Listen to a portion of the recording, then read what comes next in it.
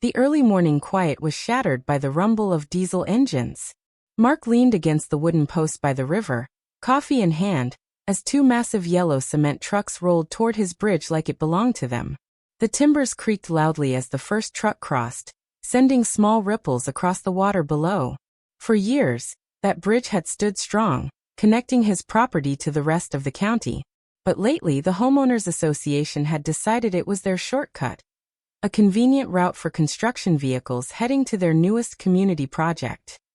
Mark had never signed off on it. In fact, no one had even asked.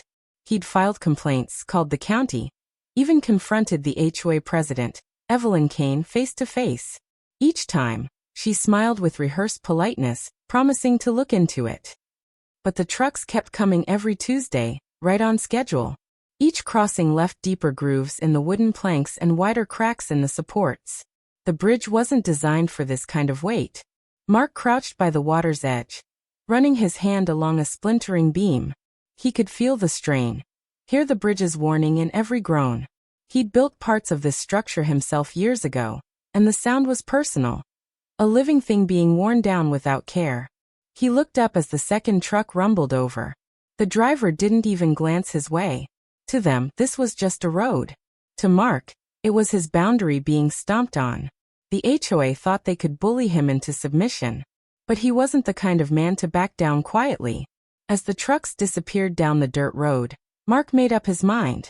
If they wanted to keep testing his bridge, they'd soon learn just how sharp his patience could break. Mark started logging everything. The day, the time, the number of trucks, even the weight if he could estimate it. He wasn't just angry anymore, he was methodical. Every Tuesday, like clockwork, they arrived between 8:55 and 9:15 a.m. 2 trucks, sometimes 3, with the same orange hard hats, the same careless rumble over the wooden boards. The HOA's project was growing on the other side of the creek, and they were using his bridge as if it belonged to them. He walked under the structure one night with a flashlight. The light reflected off small metal brackets he'd installed years ago, now rusting and bent. The central beam was starting to bow slightly. It wasn't catastrophic yet, but if they kept pushing it, the bridge wouldn't last another month. The thought of it snapping beneath those trucks burned into his mind. Neighbors started noticing too.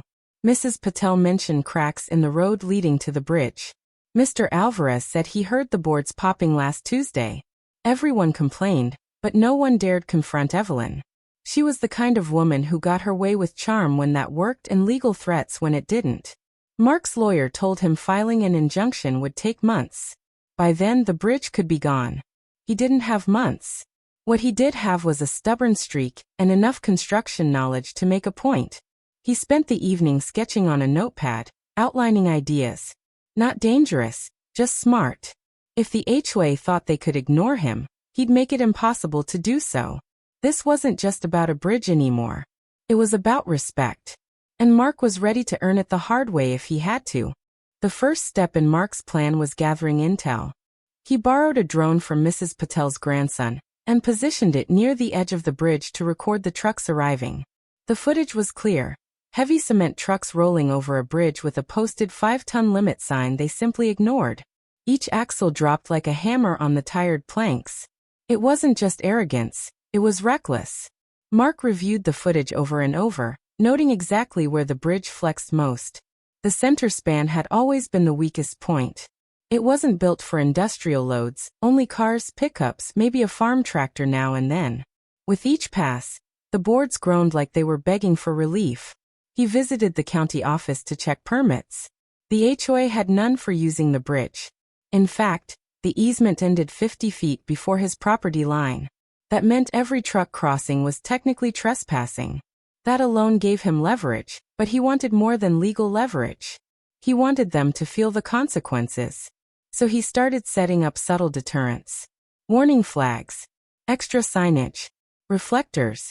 Nothing illegal, just enough to make drivers uneasy. But when they arrived the next Tuesday, they ignored everything, just like Evelyn did. Mark watched from the shadows as the second truck scraped a guardrail and kept rolling like nothing happened. That was the moment he decided polite measures weren't enough. He needed something that would make them stop, not think. Something that would expose how fragile their arrogance really was. He didn't want anyone hurt. He just wanted them to see that the bridge wasn't theirs to break. The idea for the trap came to him like a spark in dry grass. Mark spent the next few nights in his shed, quietly working. He had scrap lumber, old chains, metal braces, and a bag of quick-dry cement. He wasn't building a weapon. He was building a message. His trap wasn't meant to destroy, just to reveal the danger they'd been ignoring. He placed temporary beams just beneath the weakest planks in the middle of the bridge. If something heavy crossed, those beams would shift and buckle slightly, making the bridge give under pressure but not collapse. It would be enough to scare anyone driving over it. He also loosened a few planks just enough so they'd creak loudly and dramatically. Every sound, every movement would be magnified. Tuesday came again. Mark stood hidden by the fence line as the first cement truck approached. It rolled over the first few feet smoothly, but as soon as it hit the middle span, the trap triggered. The beams flexed. The planks popped. The truck lurched forward, and the driver slammed the brakes, eyes wide in panic. For a second, silence hung heavy over the river. Then the driver slowly reversed back off the bridge. He got out, pacing, muttering, and checking the undercarriage like something had almost gone terribly wrong. Evelyn was there too, hands on hips, pretending not to look worried. But Mark saw it. The flicker of fear in her eyes. She hadn't expected resistance. The truck left that day without finishing its delivery. It wasn't victory yet, but it was a start. Now they knew the bridge wasn't invincible. It was just a matter of time before their luck or their arrogance ran out. The trap worked better than Mark imagined. Word spread fast among the construction crews that the rickety old bridge wasn't safe. But Evelyn was stubborn. Instead of backing off, she doubled down. She brought in an inspector, one of her people, and declared the bridge safe for continued use. Mark wasn't surprised. She'd built her little kingdom on intimidation and appearances. But now she'd stepped into his world: wood, bolts, and pressure loads. Mark filed an official report with the county this time, attaching the drone footage and a written statement. He made sure to include the truck weight estimates. The following week, a county inspector arrived with a clipboard and steel boots. He tapped the beams, measured the sag in the center span, and frowned. "This isn't a commercial bridge," he said. "They shouldn't be using it like this." Evelyn tried to charm him, but inspectors don't bend as easily as neighbors. He issued a temporary restriction on heavy loads until the structure could be fully assessed. For the first time in months, Tuesday morning was quiet. No rumbling engines. No shaking planks.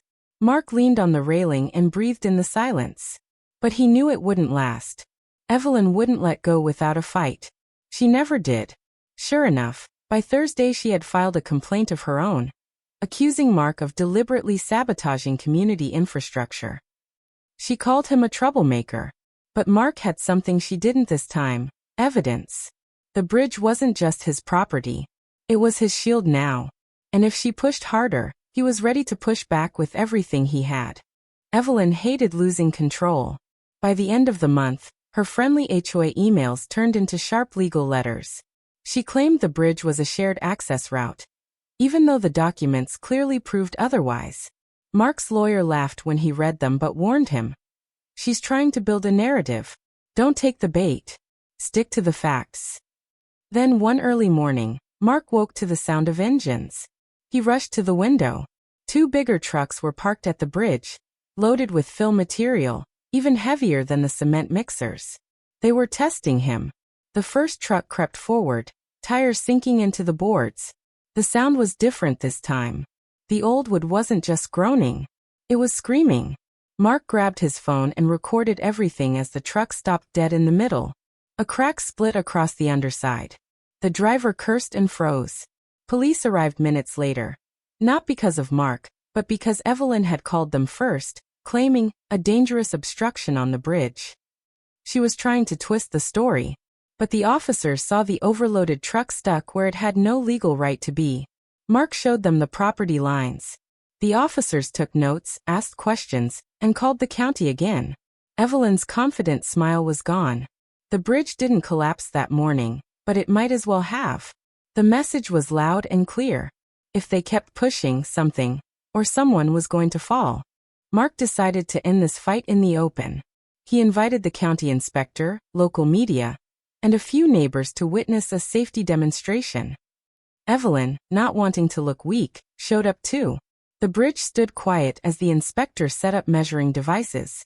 Mark played the drone footage on a small screen.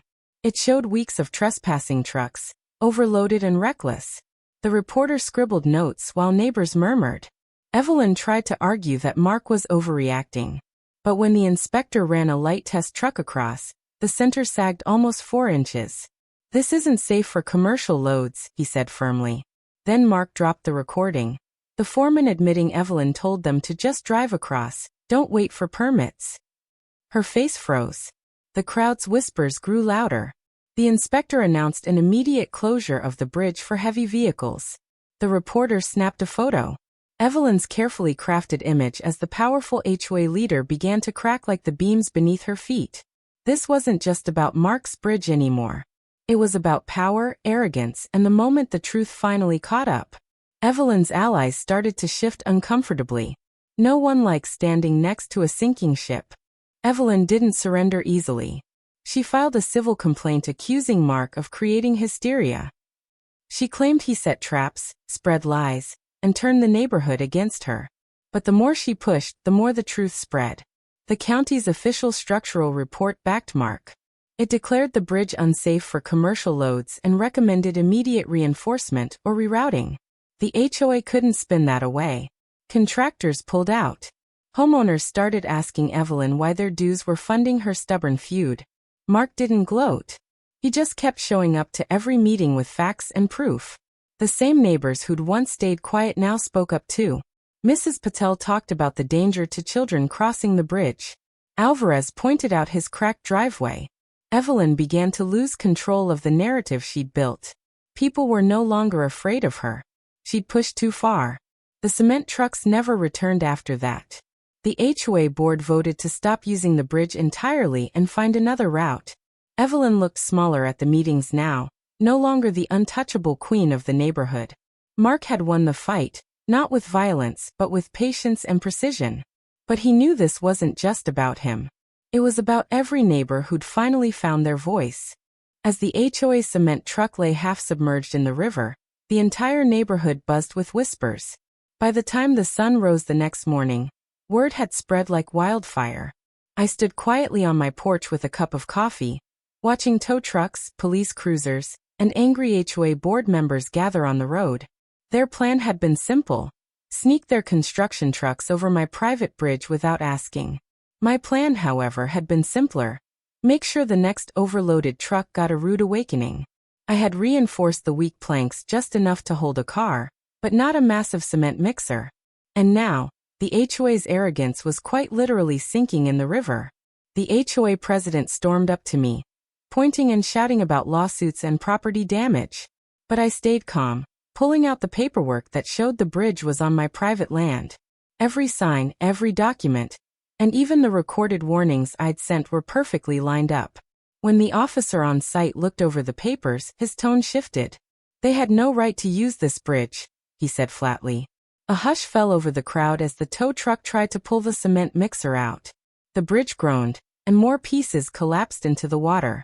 The repair costs were astronomical, and entirely the HOA's responsibility. Watching their panic was oddly satisfying. For months, they'd dismissed my boundaries and pushed their luck. Now they were stuck with a massive bill and a public embarrassment. By sunset, the truck was finally pulled out, and the HOA's attorney arrived red-faced and sweating. I didn't even have to raise my voice. The law was already on my side. Their cement truck had fallen into their own trap of arrogance, and I hadn't lifted a finger to stop it. The fallout from the incident was far bigger than the HOA ever expected. What they thought would be just another case of intimidation had turned into a financial and legal disaster. Within days, the city's inspectors arrived to assess the damage to the riverbank, the collapsed bridge, and the surrounding property. Since the bridge was on my private land, the HOA had no right to use it in the first place. Every document, every warning email, and even my "no heavy vehicles" sign became powerful evidence against them. Their cement truck hadn't just caused property damage, it had triggered environmental penalties too. I watched their board scramble to explain themselves to the city officials. They tried to claim it was a shared access road, but their own deeds betrayed them. The HOA president's confident tone cracked when the inspector asked for legal proof. They had none. Soon after, I received a call from their insurance company. Apparently, their coverage didn't include trespassing on private property. That meant every dollar to repair and rebuild would come straight out of the HOA's pocket.